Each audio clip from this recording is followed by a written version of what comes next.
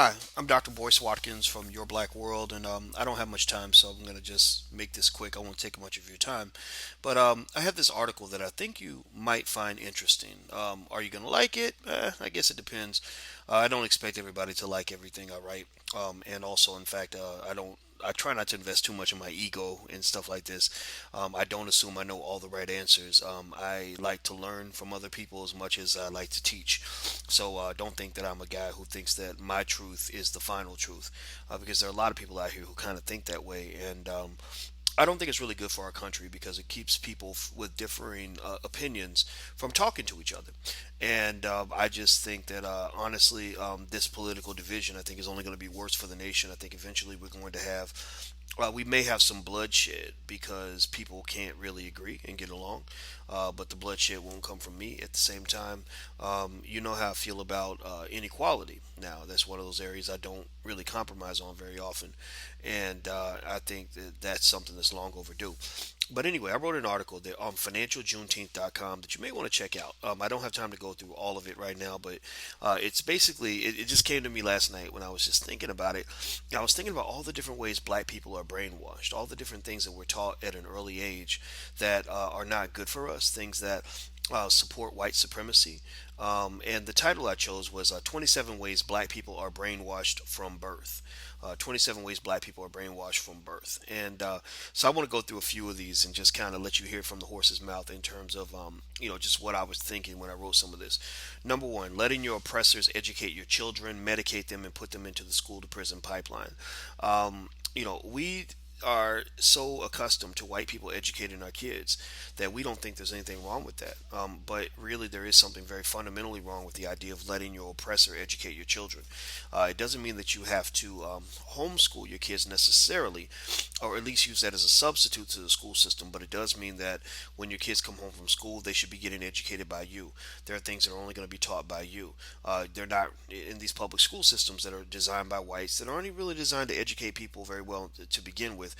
They're not going to teach your kids the things they need to know in order to be empowered in this country. That's just a fact. So if you don't teach them, nobody will teach them. So make sure you educate your kids at home. Two, thinking that white people are supposed to give you a job when you can actually create a job for yourself. We've been laborers in this country for a very long time. The slave mentality runs deep. Many of us, including myself, have been caught up in the slave mentality. I know a lot of highly educated black people who think that an education is solely designed to get you out there so you can go work for a white person and have them fawn all over you because you've got all these credentials. And then what happens to a lot of them is they either get the positions and they're not happy, or they don't get the position at all and they don't understand. They're like, well, what happened? I did what I was supposed to do. I was the good Negro. I was well behaved. I got the education. Why is the market not giving me what I deserve? Well, the fact is, it's not designed to give you what you deserve.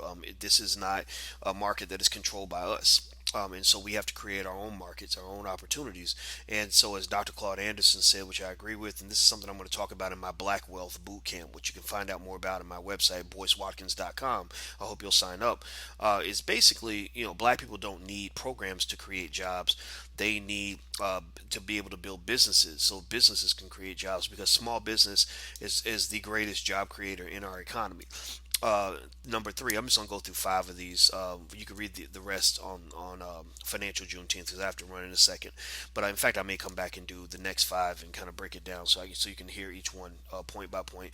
Number three, thinking that every black person who goes to prison is automatically a bad human being. Mass incarceration is not something that happened by accident. It's something that was deliberately designed to exterminate and eliminate what they call the black problem. As Claude Anderson also talks about, I love Claude Anderson because he and I just think so much alike. He's almost like uh, an intellectual godfather for me. Just a guy that who he's a little older than me, and so I don't know if he's going to be around 100 years or less, but given that I'm a little bit younger, I do feel compelled to want to support and carry the torch for some of these ideas that he's the originator of, and these are ideas I've always felt myself, the more I listen to him, the more I say, wow, we really think a lot alike. And one of the things that he brought up is that all these diseases in Africa and that are just wiping out, I mean, literally engaging in population control. I mean, there's some areas where the HIV rate is so high that the birth rate or the birth rate is not exceeding the death rate.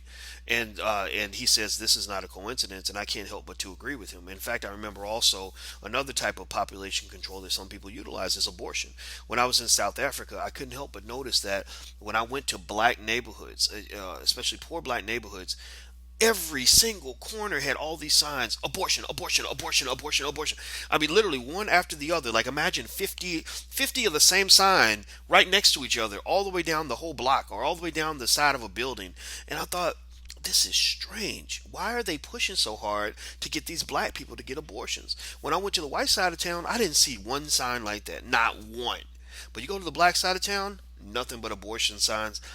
There's something strange going on here. So I think mass incarceration, many of these diseases, etc., these are things that are designed to exterminate black people. I mean, that's just a fundamental fact. So if we get caught up in this idea that every person who goes to prison is automatically bad and unredeemable and deserves whatever they get, we're kind of falling into that trap. It does not mean that aren't people who do things that deserve some incarceration or that where they owe a debt to society. It doesn't mean that every person in prison is a good person. I'm not saying that at all. Believe me, I know some brothers that went to prison, and some of them need to be there for at least a little while. But the idea that they're not redeemable is flawed.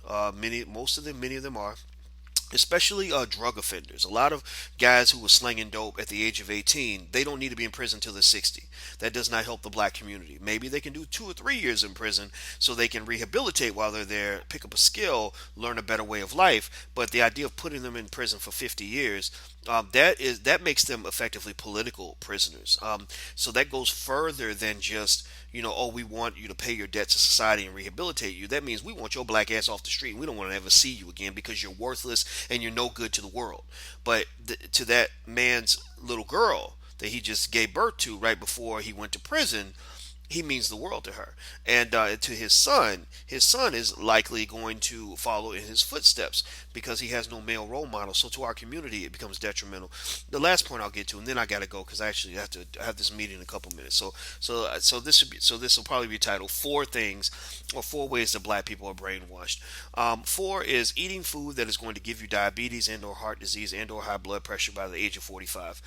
The food and the food and beverage industry is deeply invested in the idea of poisoning the American people. That's why Americans are fat. That's why Americans get sick. They make money selling you the crappy food, and then they make money giving you drugs to control the diseases that come from the crappy food. So they're just creating this artificial economy built on very unhealthy ideas. You create a problem, then you get money creating the problem, then you get money for solving the problem. Not even solving it, but managing the problem. So basically, black people are the most vulnerable to this. We have a history and a tradition of eating food that is unhealthy for us, fatty, sugary food, and then we think that when Big Mama gets diabetes and heart disease, and somehow it just happened out of just coincidence, and then we pray to God that it'll go away. Well, you can pray to God that Big Mama's diabetes is not going to kill her, but you can also engage in the action necessary to try to modify your eating and consumption habits. So believe me, I'm from the South. I'm a victim. Love it. Love sugar. Love soul food. All of that. And even I had to confront my own bad habits I picked up as a child. So believe me, the brainwashing runs deep. We're all affected. I'll put myself at the front of that line. So I'm not sitting here pointing fingers. I'm here pointing. If I'm pointing fingers, I'm pointing fingers at all of us because all of us are a little messed up from this brainwashing. But anyway, that's it.